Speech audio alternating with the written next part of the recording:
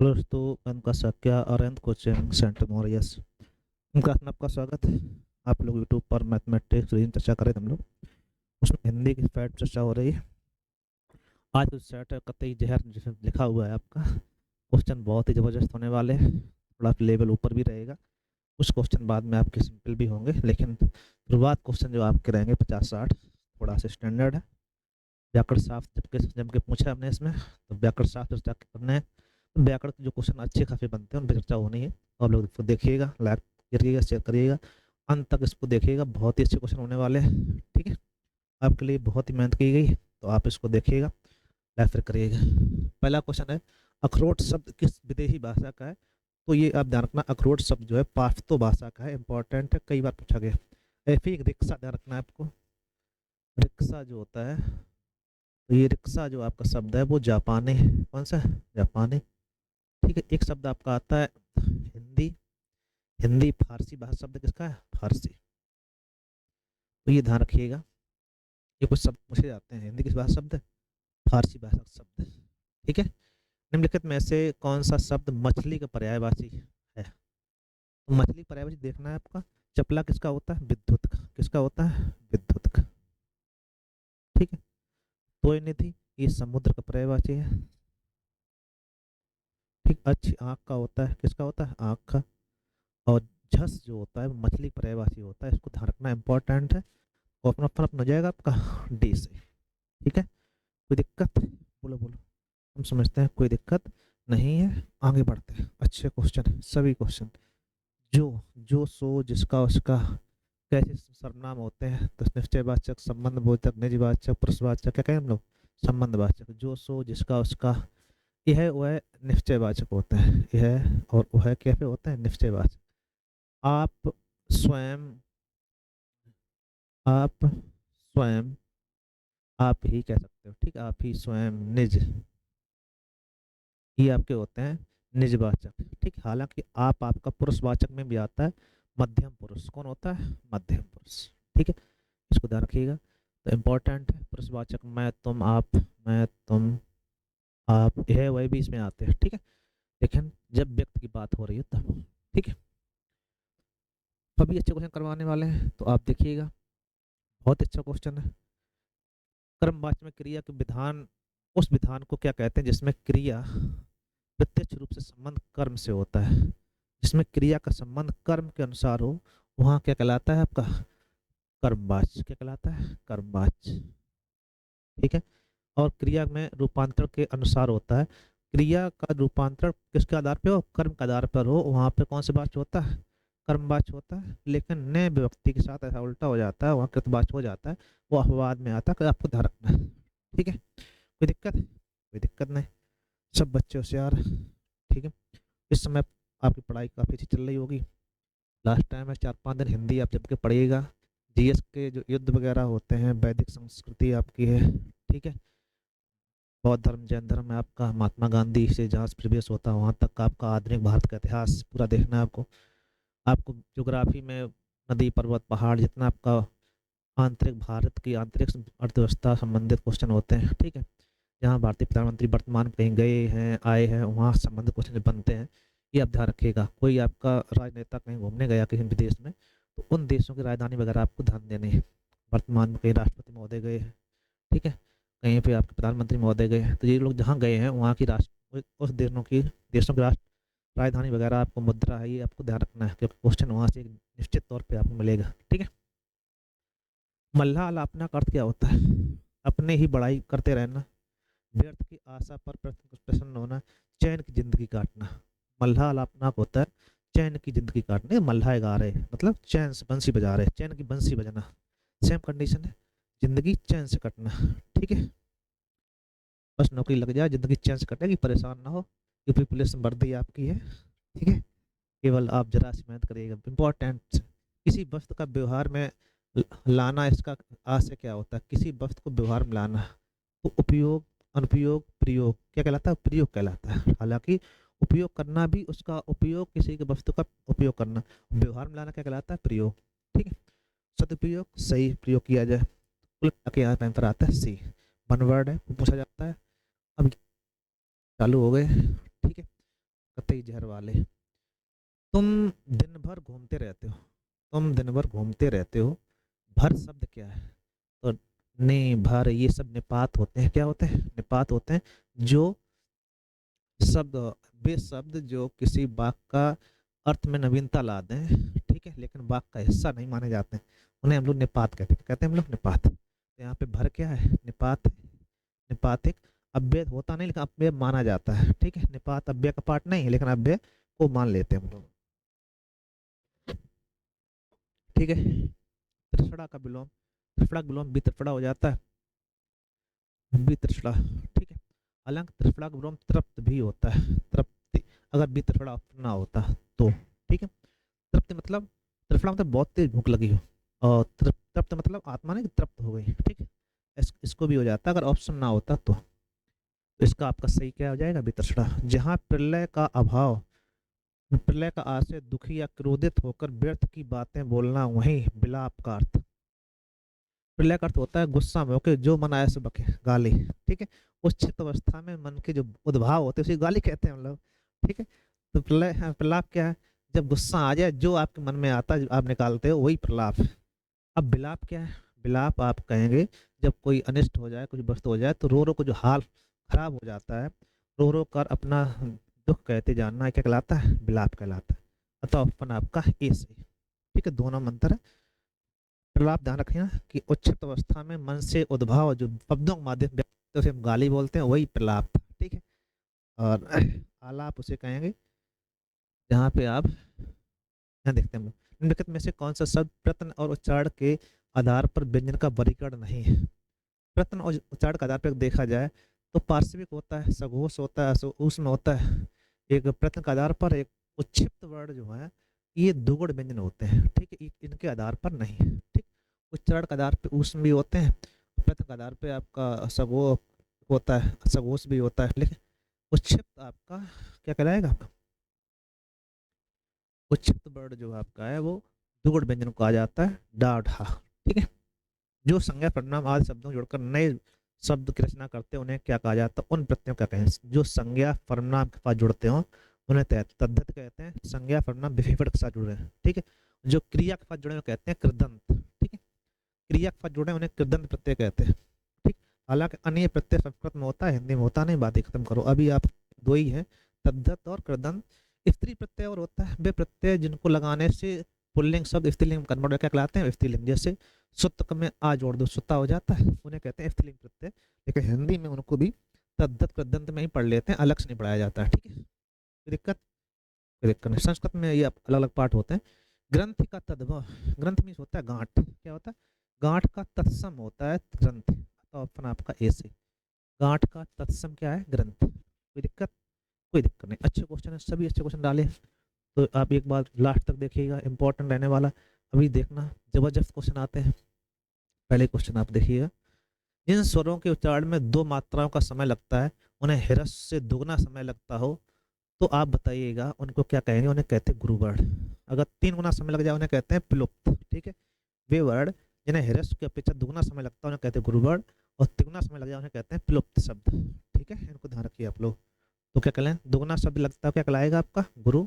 और तीन गुना लगता हो क्या कहलाता है? प्लुप्त। प्लुप्त में आपका ओम आता है, क्या आता है? ओम करके, ठीक है। अगला देखते हैं हम लोग, जिन व्यंजन ध्वनियों का उच्चारण करते समय स्वर तंत्रियों में कंपन होता है, उच्चारण स्थान के आधार पर ध्वनियों में वर्गीकरण उनका किया जाता है, उन्हें क्या कहते हैं हम लोग? उन्हें काकल वर्ड कहते हैं। क्या कहते हैं हम लोग?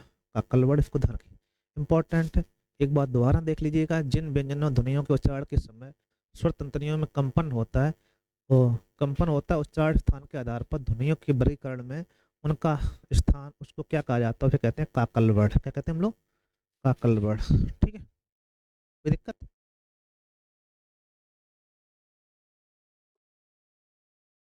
आगे देखते हैं हम लोग, परिभाषा थी आपको ध्यान रखना था। जो सर्वनाम संज्ञा शब्दों के मेल से बनते हैं उन्हें क्या कहते हैं? ये भी परिभाषा पूछी जा रही है। उन्हें संयुक्त व्यंजन कहा जाता है। जो संज्ञा सर्वनाम के मिक्स होकर बनाए जाते हैं उन्हें क्या कहते हैं हम लोग? संयुक्त सर्वनाम, ठीक है भाई। जिस क्रिया के संचालन व्यापार का फल कर्ता को छोड़कर कर्म पे पड़ता है, वहां क्रिया क्या होती है? सकर्मक होती है। कैसी होती है? जहाँ क्रिया का संचालन व्यापार का फल कर्ता को छोड़कर कर्म पे पड़ जाए। ये कर्मवाचकी क्या कहिएगा, अकर्मक क्रिया की परिभाषा है। ठीक है, वहाँ कौन सी क्रिया होती है, सकर्मक होती है, और जहाँ पे कर्ता पड़ता है, कर्म पे नहीं पड़ता, कर्म उपस्थित हो अथवा ना हो, वहाँ होता है अकर्मक क्रिया। ठीक है, मनोभाव के आधार पे हटो शब्द विस्मयादि बोधक में कौन सी है, तो हटो एक चेतावनी है, चेतावनी बोधक है। ठीक है, धिक्कार विस्मय संबोधन क्या कहलाएगा, विस्मयादि बोधक में क्या है, ये चेतावनी, हटो। ठीक है भाई, चलो, बोली क्षेत्र जब थोड़ा विकसित हो जाता है तो उसे क्या कहा जाता है, बोली का क्षेत्र थोड़ा विकसित हो जाता है और उसमें साहित्य रचना होने लगती है, उसे कहते हैं उपभाषा। क्या कहते हैं हम लोग, उपभाषा। ध्यान रखना आप लोग, ब्रजभाषा साहित्य रचना के हिसाब से संपन्न बोली है। ठीक है, कई बार पूछी जाती है। पश्चिमी हिंदी की सबसे अधिक बोली जाने बोली कौन सी है, ब्रजभाषा ही।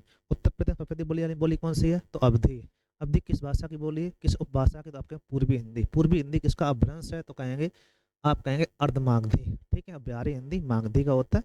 बिहारी हिंदी में आपकी उत्तर प्रदेश में जो बोली जाती है वो भोजपुरी, कौन सी, भोजपुरी। ठीक है, जिन ध्वनियों की गणना ना स्वर में की जाती है ना व्यंजन की जाती है, मोस्ट इंपॉर्टेंट, उन व्यंजनों, उन्हें क्या कहा जाता है, उन्हें कहते हैं अयोगवाह। जैसे अंग आहा जो है आपके, ना तो स्वर है और ना ही व्यंजन है, इन्हें हम लोग कहते हैं अयोगवाह। क्या कहते हैं, अयोगवाह। ठीक है, व्युत्पत्ति के आधार पर, व्युत्पत्ति को या उत्पत्ति को क्या कहते हैं, रचना को, एक ही बात होती है। रचना को या व्युत्पत्ति को एक ही बात होती है। के आधार पर संज्ञा कितने भेद होते हैं, कितने होते हैं, 3। रूढ़, यौगिक, योरूढ़, शब्द वो संज्ञा ही होते हैं। ठीक, रूढ़, यौगिक, योरूढ़। ठीक, समानाधिकरण किस अव्यय का भेद, नहीं, समानाधिकरण किस अव्यय का भेद है इसमें बताना है। तो समानाधिकरण व्याधिकरण समुच्चय बोधक अव्यय के 2 पार्ट होते हैं। तो समुच्चय बोधक अव्यय के कितने पार्ट हैं, 2, समानाधिकरण और व्याधिकरण। ठीक है भाई,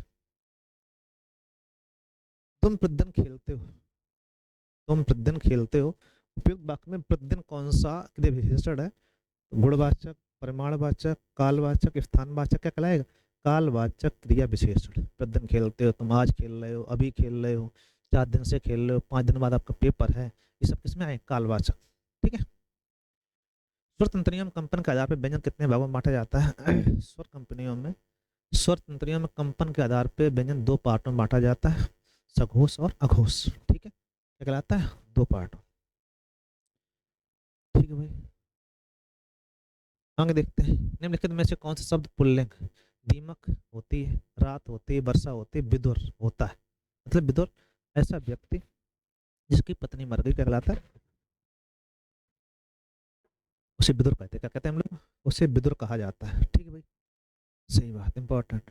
वह शाम को घर आ जाएगा, वह शाम को घर जाएगा।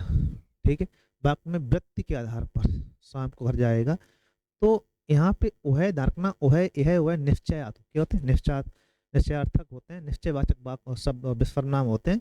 तो जहाँ ये प्रयोग होंगे वह निश्चयवाचक में हो जाएगा, किसमें हो जाएगा, निश्चयवाचक, क्योंकि यह वह निश्चयवाचक के रूप में ही प्रयोग में लाए जाते हैं। ठीक, अब इसको ध्यान रखिएगा, निश्चयवाचक। वह भोजन बनाता है, वाक्य में कौन सा पक्ष। ठीक है, तो वह भोजन बनाता है मतलब नहीं कहते ये अब कहीं होटल में गए ये खाना बनाता है, तो मतलब क्या वो रोज बनाता है, ये आपका कहलाता है आवृत्ति मूलक। क्या कहलाता है, आवृत्ति मूलक। अव्यय का एक पार्ट है, इसको ध्यान रखिएगा, क्या कहलाता है, आवृत्ति मूलक अव्यय।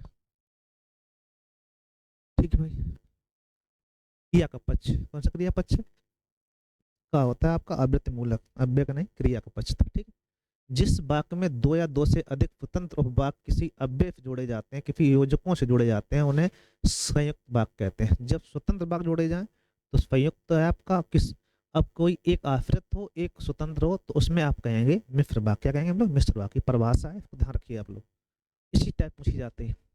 तुम बड़े चालाक हो, ठीक है, तुम बड़े चालाक हो, तो ध्यान रखना तुम बड़े चालाक नहीं होना चाहिए, क्या होना चाहिए, तुम बहुत चालाक हो। ठीक है, तो बड़े जो है आपका एक प्रकार से क्रिया विशेषण है, क्या है, विशेषण। तो आप कहें सर्वनाम संबंधी, कारक संबंधी, प्रयोग संबंधी, अव्यय संबंधी। क्या है, बड़े यहाँ पे किसका प्रयोग हो रहा है, अव्यय का, तो आप कहेंगे अव्यय संबंधी अशुद्धि है, क्रिया विशेषण होता है और क्रिया विशेषण है क्या, अव्यय। तो आप कहेंगे अव्यय संबंधी अशुद्धि। ठीक है, बोलो बोलो, कोई दिक्कत, किसी किसी को कोई दिक्कत? नहीं दिक्कत है भाई। आगे आपका है, निम्नलिखित प्रश्न में चार विकल्प में से उससे सही विकल्प चयन कीजिएगा जो शुद्ध वाक्य का सबसे अच्छा विकल्प है। शुद्ध वाक्य का सबसे अच्छा विकल्प चाहिए हमको। एक कविताओं की किताब दे दो, देखो कविता के अंदर एक नहीं है, ठीक है, किताब मुझे दे दीजिए। एक कविता की किताब, एक कविता कोई मतलब नहीं, किताब लो तो पूरी कविता है। कविताओं की एक किताब मुझे दे दीजिए, ये आपका सही बात है। कविताओं की एक किताब मुझे दीजिए, ये आपका शुद्ध वाक्य होगा, इसको आप ध्यान रखिए। ठीक है, नीचे दिए गए उस विकल्प का चयन करो जो सबसे अच्छा शुद्ध वाक्य देता हो। मुझे केवल चार रोटियां, रोटियां मात्र दीजिए, ये भी गलत। मुझे केवल चार रोटियां दो, मुझे चार रोटियां केवल मात्र दीजिए, मुझे केवल चार रोटियां दीजिए। ठीक है, मुझे केवल केवल चार रोटियां दीजिए, ठीक है, दो नहीं दीजिए। ठीक, तो ऑप्शन आपका डी से। कोई दिक्कत? कोई दिक्कत नहीं, चलो आगे देखते हैं हम लोग। अगला आपका दिया गया है, निम्नलिखित प्रश्न में चार विकल्प में से उस विकल्प चयन करना है जो वृत्ति के सही भेद का चयन करता हो।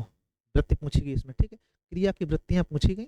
वृत्ति और पक्ष हम लोगों ने थोड़ा कम ध्यान दिया है, लेकिन फिर भी आपको एक दो क्वेश्चन बन सकते हैं। व्याकरण शास्त्र थोड़ा अगर अच्छा आ गया तो, इसलिए हमने आपको कई जहर वाली कंडीशन रखी है, थोड़ा ध्यान दीजिए आप लोग। क्या था हमारे पास, यदि सारा सामान मिल गया तो एक सेंटेंस दूसरे पर निर्भर हो उसे कहते हैं संकेतवाचक। क्या कहते हैं हम लोग, वाक्य में पढ़ा हम लोगों ने, वही वृत्ति क्रिया में लगाई जाते हैं। एक क्रिया दूसरे पर निर्भर हो उसे कहते हैं संकेतवाचक। ठीक है, जैसे यदि सारा सामान मिल गया तो भोजन अच्छा बनेगा, और सामान ना मिला तो नहीं बनेगा। ठीक, तो एक क्रिया होगी तब दूसरा होगा, फिर कहते हैं हम लोग संकेतार्थ। क्या कहते हैं हम लोग, संकेतार्थ। अभी लगाया था यह वाया आया था, वहां पे आप निश्चयवाचक कर देते हैं हम लोग। ठीक, ये बात ध्यान रखना आप लोग। हिंदी साहित्य में आधुनिक काल का सामान्यतः कब माना जाता है, तो अभी कई बार बताया हमने 1850 से मानते हैं, वैसे आधुनिक काल हम लोग 1900 से पढ़ते हैं, और रियल में कहाँ माना जाता है, 1850 से। ठीक है, कोई दिक्कत? कोई दिक्कत?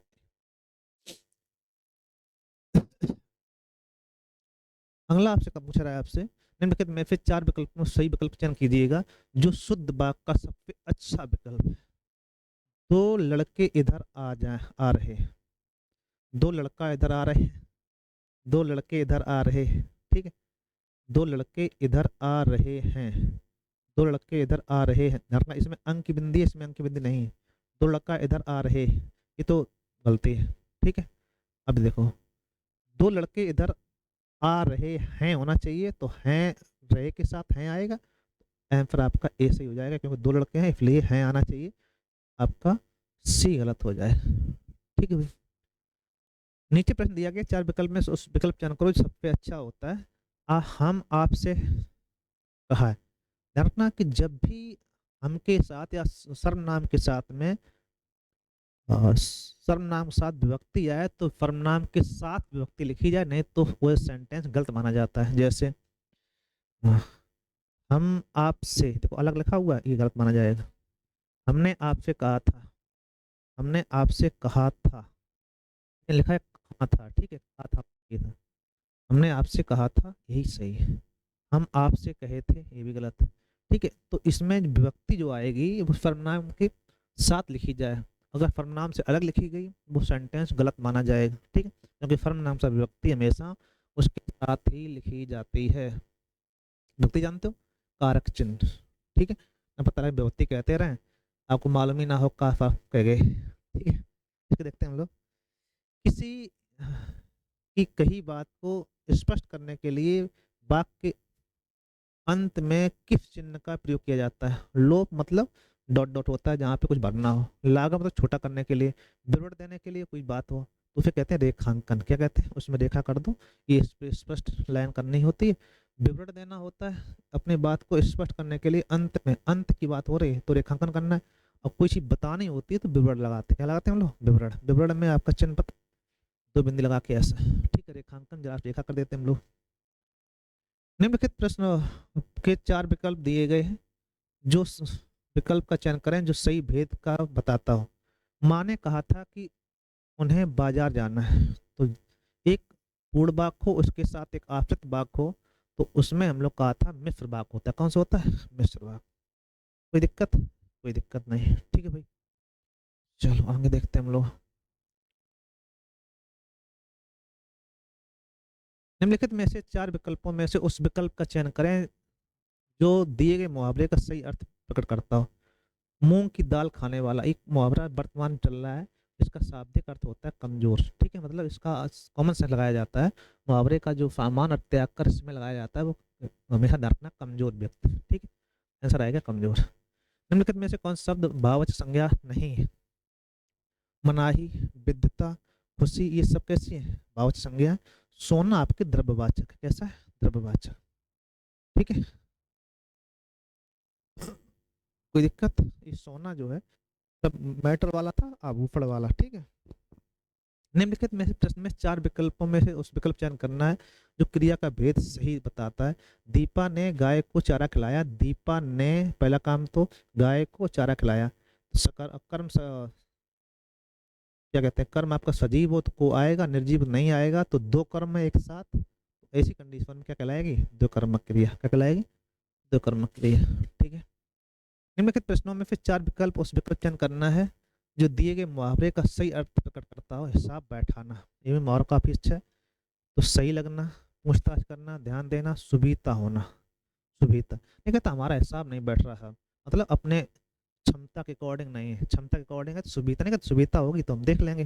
सुबीता मतलब अपने क्षमता के आधार पर कार्य करना, ठीक है। तो ये आपका होता है, इसका सही हिसाब होता है। हिसाब बैठाना मतलब क्या है? सुबीता के अनुसार काम करना, ठीक है भाई। कोई दिक्कत? कोई दिक्कत नहीं। चलो आगे देखते हैं। किस प्रकार के विशेषण में दो प्राणियों वस्तुओं के गुण दोष अथवा विशेषता की तुलना की जाती है? जहाँ तुलना की जा रही है वहां कहते हैं उत्तरावस्था। जहाँ डार्कली जैसे राम सुंदर है तो कहेंगे मूलावस्था। राम श्याम से सुंदर है, उत्तरावस्था। राम सबसे सुंदर है, उसे कहते हैं उत्तमावस्था। उत्तमावस्था, ठीक। इसको ध्यान रखिए आप लोग। जो सबसे आ जाएगा, सब में आ जाएगा, तो फिर कहेंगे उत्तमावस्था। किस व्यंजन का उच्चारण स्थान तालव्य से? तो चा वर्ग होता है चा छा जा, तो छा आ जाएगा जा। चा छा जा झा आता है, क्या कहलाएगा? तालब व्यंजन। तालब उच्चारण स्थान चा वर्ग आता है, तो चा छा जा झा आता है, तो झा किसमें? तालब वर्ण। कौन सा शब्द ऐहिक का विलोम होता है? ऐहिक का विलोम होता है मतलब यही लोग, इसका उल्टा होता है पारलौकिक, ठीक है। ऐहिक मतलब होता है इस लोक का, इसका उल्टा हो जाएगा परलोक, पारलौकिक, ठीक। ऐहिक का पारलौकिक। भौतिक का सांसारिक, ठीक है। भौतिक का आध्यात्मिक भी होता है। भौतिक का क्या होता है? आध्यात्मिक। अब आगे पूछ रहा है आपसे, समानार्थी वाला विकल्प चयन करना है। सर्प का समानार्थी बताना है। व्याघ्र, शार्दुल, ब्याल, सारंग। तो शार्दुल व्याघ्र शेर पर्यायवाची है, सारंग का जो होता है ब्याल मीन्स आपका सर्प होता है, ठीक है। इच्छु का तद्भव रूप, इच्छु गन्ना पर्यायवाची ईख कहते हैं हम लोग, ईख का इच्छु हो जाता है, अतः आंसर आपका सी। गन्ना का तत्सम क्या होता है? इच्छु, और ईख क्या है? तद्भव, ठीक है। निम्नलिखित में से विकल्पों में से चयन कीजिएगा जो सर्वनाम का भेद सही विकल्प में जिसको हमने बुलाया था वह आया, ठीक है। तो निश्चयवाचक सर्वनाम, संबंधवाचक सर्वनाम और उत्तम, देखो इसमें दो तीन है एक साथ। अगर वह आया तो आप कहेंगे उत्तम पुरुष, वो क्या कहते हैं? मध्यम पुरुष, ठीक है। जिसको हमने बुलाया वह आया, तो जिसको उसको जहां लगता है क्या कहलाता है? संबंधवाचक। क्या होता है? जिसको हमने बुलाया था वह आया, तो ये क्या कहलाएगा? संबंधवाचक सर्वनाम, ठीक है। अगर इस पे लाइन होती तो पुरुषवाचक हो जाता, क्योंकि वह अन्य पुरुष है यहाँ पे, ठीक है। हालांकि वह निश्चयवाचक है यहाँ, लेकिन निश्चयवाचक नहीं हो, क्या होगा? अन्य पुरुष में हो जाता, लेकिन ऑप्शन नहीं है, तो रियल में क्या हो जाएगा? जो आपको बताया गया। कोई शब्द में, कोई शब्द में कौन से विशेषण का बोध होता है? कोई शब्द में, तो कोई मतलब प्रमाणवाचक, सार्वनामिक, उत्तरावस्था, मूलावस्था, बोलो। कोई शब्द में प्रमाणवाचक है नहीं, मूलावस्था है नहीं, क्या कहलाता है? सर्वनाम विशेषण, ठीक है। तो हमने बताया था जब कोई सर्वनाम किसी संज्ञा से पहले आएगा क्या कहलाएगा? वो सर्वनाम विशेषण कहलाएगा। कोई शब्द में कौन सा सर्वनाम विशेषण विशेषण का बोध होता है? क्या कहते हैं? सार्वनामिक विशेषण।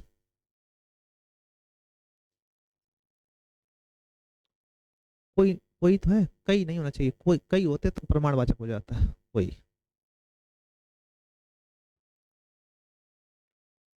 उस विकल्प का चयन करें जो दिए गए शब्द का तद्भव रूप होता है। अट्टालिका का अटारी, अटारी का तत्सम क्या होता है? अट्टालिका। उस विकल्प का चयन करें जो दिए गए सर्वनाम का सही भेद विकल्प करना। घनश्याम ने अपने आप, अपने आप क्या होता है?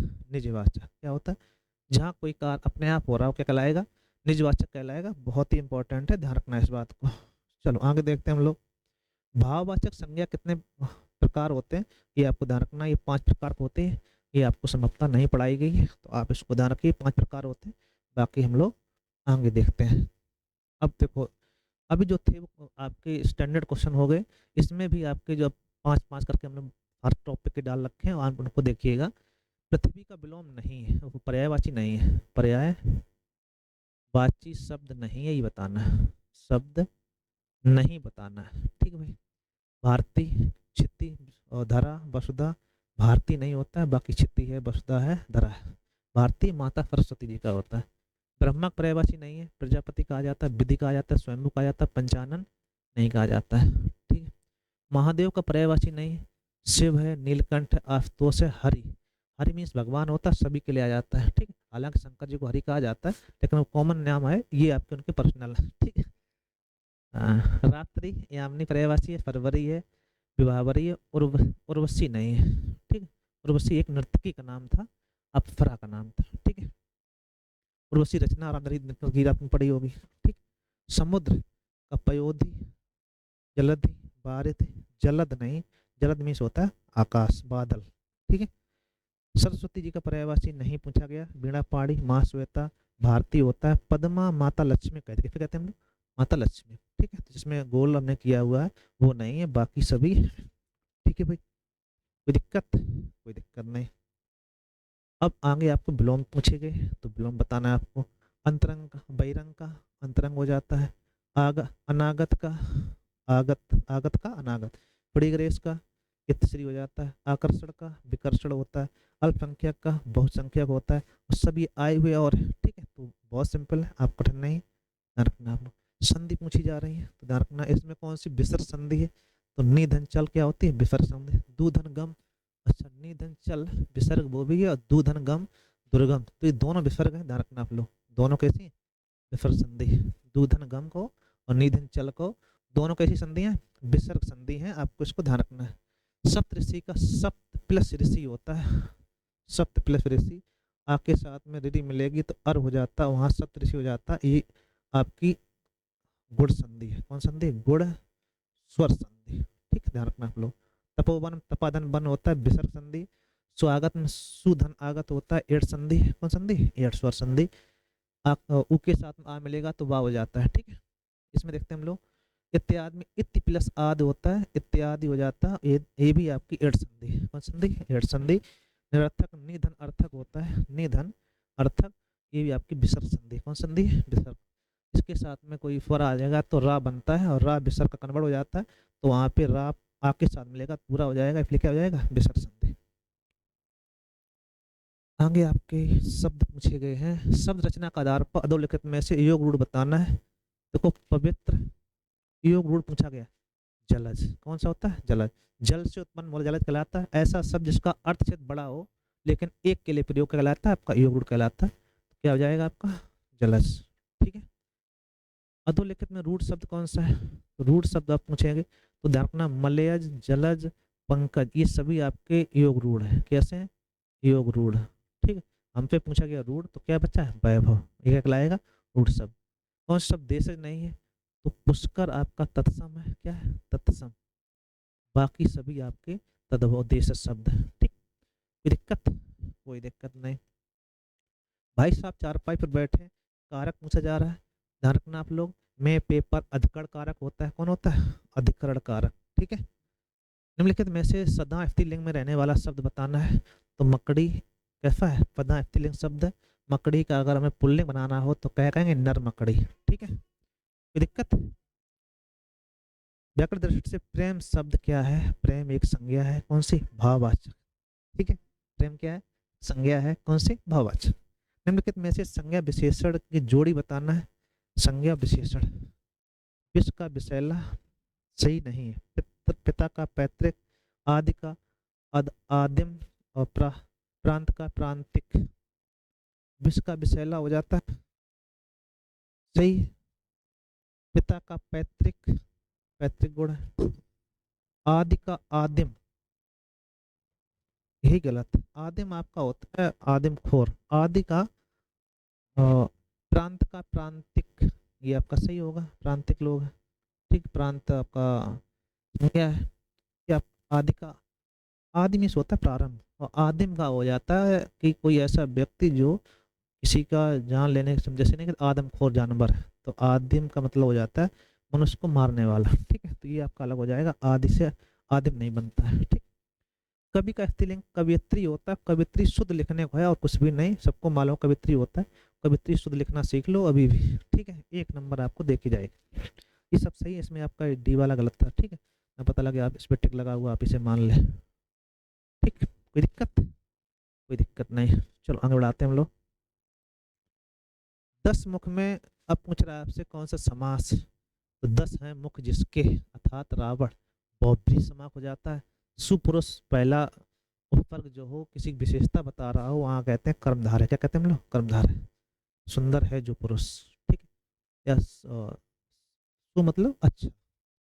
विशेष विशेषण और विशेष के योग पे जो बनता है उसे कहते हैं कर्मधारय। विशेष विशेषण उपमेय उपमान संबंध। ठीक। निम्नलिखित में से एक शब्द द्विगु है, द्विगु समास है, उस समास का चयन कीजिएगा। लंबोदर में बहुब्रीहि, नीलकंठ में बहुब्रीहि, शिवालय में तत्पुरुष, और सप्ताह में द्विगु समास। 7 दिनों का समय। इस समास के दोनों पद समानाधिकरण होने के कारण कर्मधारय हो जाते हैं। तो उदाहरण तत्पुरुष में समानाधिकरण हो जाए क्या कहलाएगा, वो कर्मधारय हो जाता है, क्योंकि तत्पुरुष का ही पाठ कर्मधारय होता है। ठीक भाई, चलो आगे देखते हैं। निम्नलिखित में से बताइएगा नवीन विकसित ध्वनियाँ कौन से, एक मोस्ट इंपोर्टेंट क्वेश्चन। तो दार्कना खा होगा नवीन विकसित ध्वनियाँ। ठीक है, निम्नलिखित में से कौन सा घोष वर्ण है।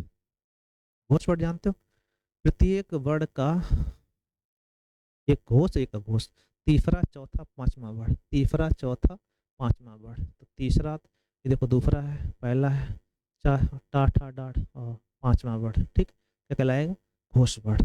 टाठा आपका दूसरा हो जाएगा, तो घोष वर्ण पूछा गया। तीसरा चौथा पांचवा वर्ण होता है, तो पांचवा आप यहाँ पे। अमानक वर्ण कौन सा है, तो मानक वर्ण में आपका हा आता है। ठीक है, और अमानक वर्ण में आपका, इसमें भा टाइप का बनाया जाए ऐसा करके, ठीक है, जिसे झा बोलते हैं। ठीक, तो अपने आप झिझक वाला झा। ठीक है, ये आपका अमानक वर्ड होता है। कैसा होता है, अमानक वर्ड, ध्यान रखना इस बात को। 2 वर्ड इस बार लिखे जाते हैं, झिझक जैसा लिखा होगा, आपने देखा होगा। फा जा फा कैफी दुनिया है, तो अरबी फारसी की है। ठीक है, इसमें नुक्ता लगना चाहिए। क्या लगना चाहिए, नुक्ता का प्रयोग हो। ठीक। हिंदी के मूल वर्णों की संख्या कितनी मानी जाती है। देखो हिंदी में वर्ण माने जाए तो कितने हैं, 50। ठीक है, मूल वर्ण वैसे तो कितने होते हैं, 44। छा का ध्वनि किसके अंतर्गत आती है, तो संयुक्त वर्ण है। साख से मिलकर छा बना होता है। ठीक है भाई, अच्छे क्वेश्चन चल रहे हैं सभी, बहुत इंपॉर्टेंट रखा हुआ फैक्शन। ठीक है, कतई अच्छे क्वेश्चन है, आपको ध्यान देना है। वह वक्त जो नासवान हो उसे कहते हैं नास्वर। ठीक है, वह स्त्री जिसके पति ने त्याग दिया उसे कहते हैं परित्यागता। ठीक है, और स्त्री जिसमें पति कला दूसरे प्राप्त करते उसे कहते हैं उल्टा। ठीक है, दूसरे से प्यार करती हो। साहित्य से संबंध रखने वाला क्या कहें, साहित्यिक, लेखक, कवि, नाटककार, क्या कहलाएगा, साहित्यिक। जो सरलता पूर्वक प्राप्त हो जाए उसे कहते हैं सुलभ। क्या कहते हैं, सुलभ। उत्पन्न, उत्पन्नमति, प्रत्युत्पन्नमति होता है, कहीं उत्पन्नमति लिखा जाता है। तो ऐसा व्यक्ति जिसमें तुरंत उत्तर सूझ जाए, जो तत्काल उत्तर दे सके, जिसकी बुद्धि नई बात उत्पन्न करे होती है। जो उत्पन्न हुआ हो, जो उत्तर ना दे, जो तत्काल उत्तर दे सके उसे कहते हैं प्रत्युत्पन्नमति। ठीक है, प्रत्युत्पन्नमति। कोई दिक्कत, कोई दिक्कत नहीं। नीम हकीम खतरे में जान मुहावरा है, बहुत इंपॉर्टेंट है। अल्प ज्ञान हानिकारक होता है, अल्प ज्ञान भयंकर होता है। जरा बीमारी है, कुछ भी खिला लो तो इसके बाद में समस्या होती बहुत ज़्यादा। ठीक है, तन पे नहीं लगता पान खाए अलबत्ता है, व्यर्थ झूठे रईफी दिखाना, बहुत गरीब होना, व्यर्थ का प्रदर्शन, व्यर्थ का प्रदर्शन। तन पे नहीं लगता पान खाए अलबत्ता। ठीक है, तू डाल डाल मैं पात पात, दोनों विद्वान दोनों मूर्ख, दोनों विशेष दोनों चालाक। अगर दोनों चालाक होंगे तो कंडीशन ऐसी बनती है, तुम डाल डाल मैं पात पात। ठीक है। चोली दामन का साथ होना, गहरी दोस्ती होना, दोस्ती निभाना, कटु शत्रुता, क्या कह हम लोग, गहरी दोस्ती होना कहलाता है गहरी दोस्ती होना। थोथा चना बाजे घना का अर्थ है खाली, खाली चना अधिक आबादी करता है। हाँ, थोथा चना कभी नहीं होता है। ओछा व्यक्ति महत्वहीन, महत्व का अधिक बखान करता है। ठीक है, अतः अपन आपका सी सही। कोई दिक्कत, कोई दिक्कत नहीं, अच्छे क्वेश्चन है। ठीक है, अब हम लोगों ने शायद कुछ क्वेश्चन लिए। ठीक है, कठिन काव्य के प्रति किसे कहा जाता है, तो आपको पता है केशव दास जी को किसे कहते हैं हम लोग, केशव दास जी को। उपनाम है। द्विवेदी युग का नामकरण महावीर प्रसाद द्विवेदी के नाम पर हुआ है। एक आया था छायावाद उत्तर युग, वो हजारी प्रसाद द्विवेदी है। ठीक है, दोनों ध्यान रखना। द्विवेदी युग का नामकरण किसके नाम पे हुआ है, तो महावीर प्रसाद द्विवेदी। और छायावाद उत्तर युग अगर पूछा जाए तो आप कहेंगे महावीर क्या हजारी प्रसाद द्विवेदी जी। ठीक है, अगर ये पूछा जाए छायावादी युग तो आचार्य रामचंद्र शुक्ल जी, उसे शुक्ल युग भी कहते हैं। ठीक। हिंदी प्रदीप के यशस्वी संपादक थे वाणकृष्ण भट्ट। कौन थे, वाणकृष्ण भट्ट। निम्नलिखित में से सरस्वती पत्रिका के संपादक नहीं रहे। ठीक है, वैसे सरस्वती महावीर प्रसाद की शुरुआत की थी, इसमें श्याम सुंदर दास भी थे और फिर नारायण चतुर्वेदी भी थे। इसमें शांति प्रिय द्विवेदी जी नहीं थे, बाकी सब लोग ने किया, लेकिन रियल में महावीर प्रसाद द्विवेदी जी ने ही किया था। ठीक है, ये क्वेश्चन थे आपके, इंपॉर्टेंट थे। मैंने सभी क्वेश्चन ऐसे रखे हैं जो आपके पेपर दृष्टि इंपॉर्टेंट है। आप लोग उसको देखिएगा, लाइक फिर करिएगा और बच्चों को जोड़िएगा। Thank you. ठीक है भाई, ठीक है भाई।